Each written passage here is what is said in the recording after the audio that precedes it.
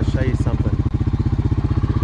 We had an absolutely massive flash flood a little while ago. It's so big and so heavy, so fast, that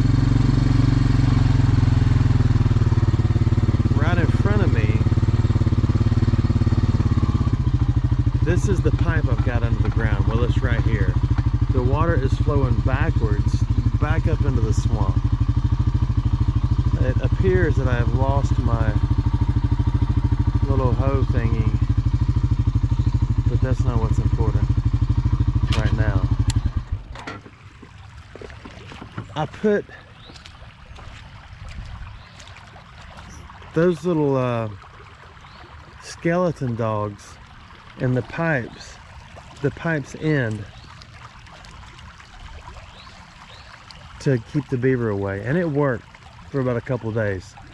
Then the latest beaver dang that happened, the little skeleton dogs were actually part of the beaver dang. They were drug inside the pipe. But it's interesting to see the water go backwards because there's so much coming down the creek that is pushing it back up in there and flooding everything again. Way up there on the hillside, or down at the bottom of it, is where I've got the snake cam, where I'm trying to get a picture of the albino plain-bellied water snake. It's pushing the water so far back up that it's filling this pond from the back, which flows all the way around out several other beaver dangs. It's just pretty interesting to me. That's what I look like, in case you're curious. I just caught a glimpse of something poking up right there. That's my hoe handle. I won't be able to get that for a while. Oh, it's like it's trying to survive.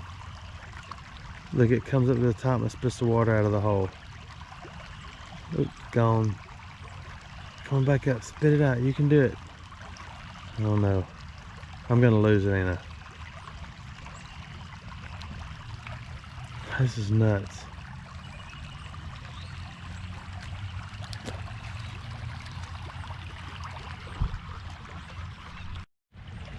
Let's go on through where we cleared the road and look at that.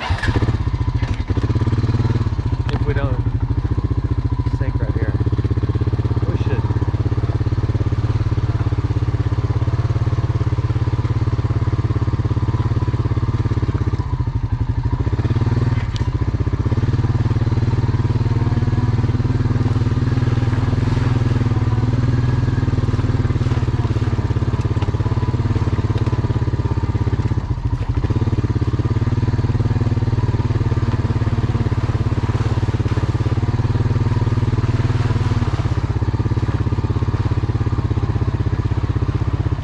Type snake that's not a water snake ought to be on the sides right now. That's usually when we find several of them.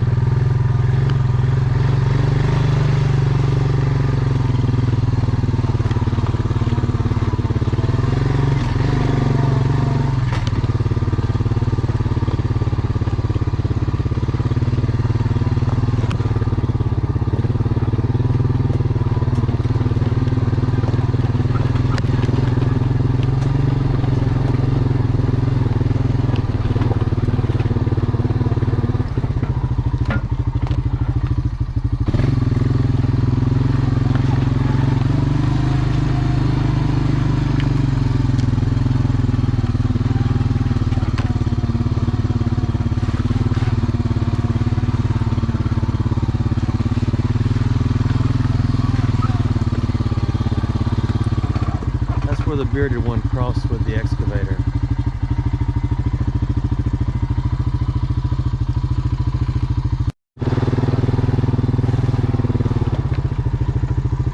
Yeah, all the water's flowing backwards and filling up this whole area again. Now I know why I got this land so cheap. I was gonna build a house over here. Not really. That's where I had the beaver cam on that tree, that one piece of wood sticking up.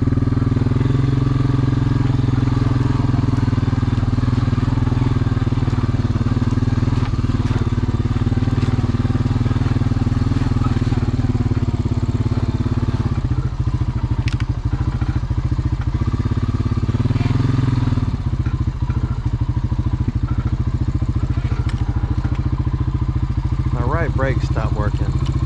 Oh, you gotta pump it up. I put fluid in it. I don't know why. Anybody know anything about four-wheelers? This is an antique Rancher, a Randolph Railway Recovery Special. If I pump it up, it loads up and holds. But if you let go for a minute, it drops all the way down. But that's not why we're here.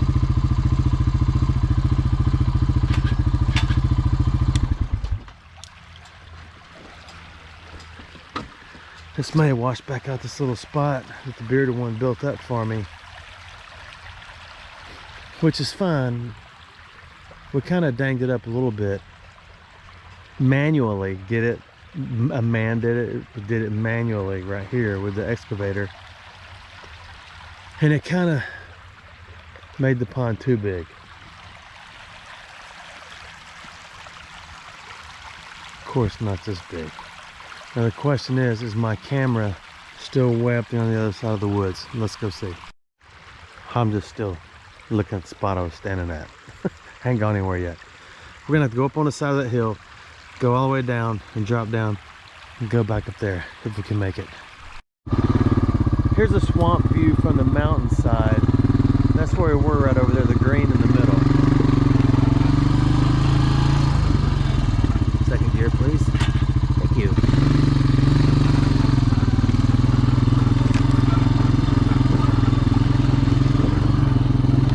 Now I want to see if I can get down there. Now I know I can get down there. I just want to know if the camera is gone. Everything's getting green again, especially the privet hedge. It never got brown.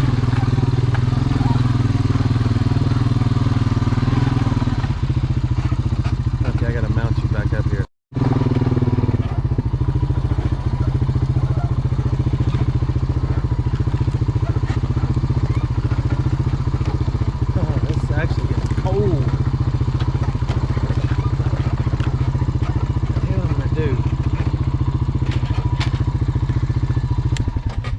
I'm gonna stop because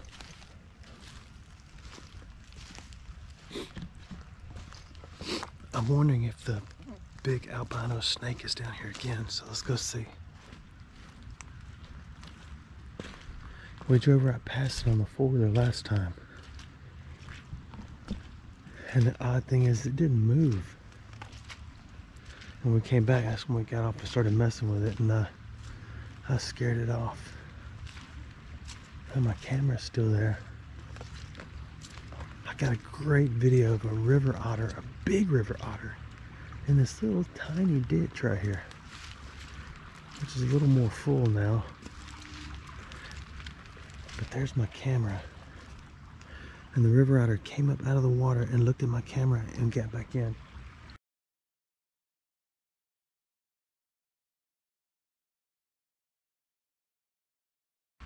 But it was a barely trickle. I'm kind of whispering because I don't want to be too loud. Okay, so that big white snake is right here somewhere. So far it is not. Well, nothing to see here, folks. Let's go do something else. If Old Faithful will crank up. I just drove past this. Now if I can figure out how to get over there. I've never seen a tree spit bubbles before. Isn't that interesting?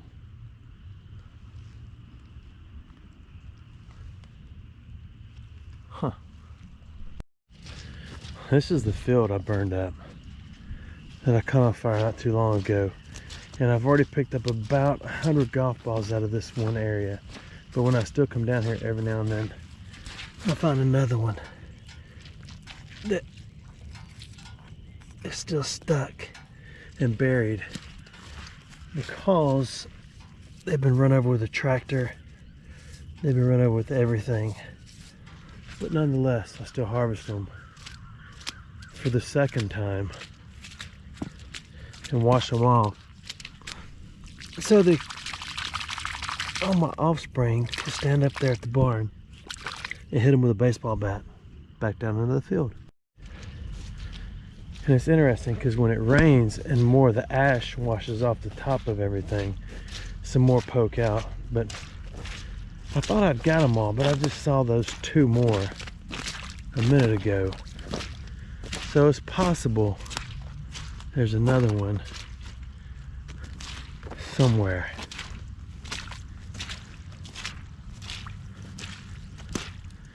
But maybe not right here. Let's head back down to the creek over here and see if the big orange snake, which may be a corn snake, I thought it was a midland, but it is so orange that it appears to be more of a corn snake, although I did not know, it's not a golf ball, I did not know a corn snake lived in the water all the time. This is my little Arrowhead Creek, which is right now about neck deep. If you got in there, you would float all the way to Jim and Mobile. All the way.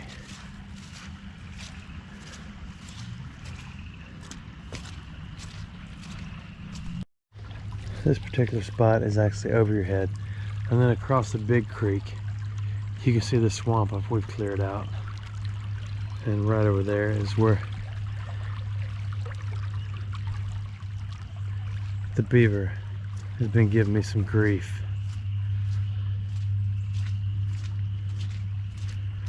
So I don't see any stray snakes anywhere. There's another one. There's another one.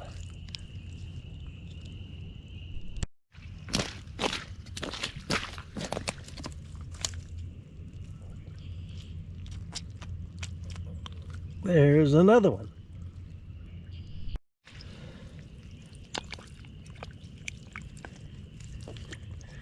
And another one.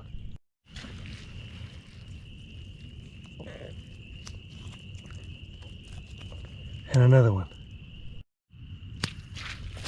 And another one. That one's already ripe.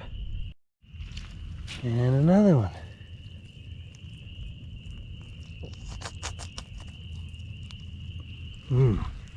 Fresh.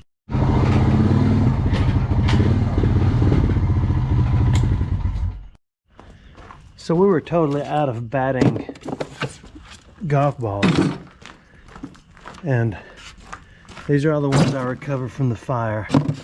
Some of them didn't do too well, but since we're gonna just hit them with a baseball bat, it doesn't matter. That one got a little charbroiled, a little well done. And as for today, what did we get? We got 4, 8. That one's straight up raw right there and burnt. 9 more. So anyway, we're doing pretty well. Find some more after the next storms. Thanks for watching my videos. Before we go any further, and before I really end this video, I want to give you an update on the mimosa trees.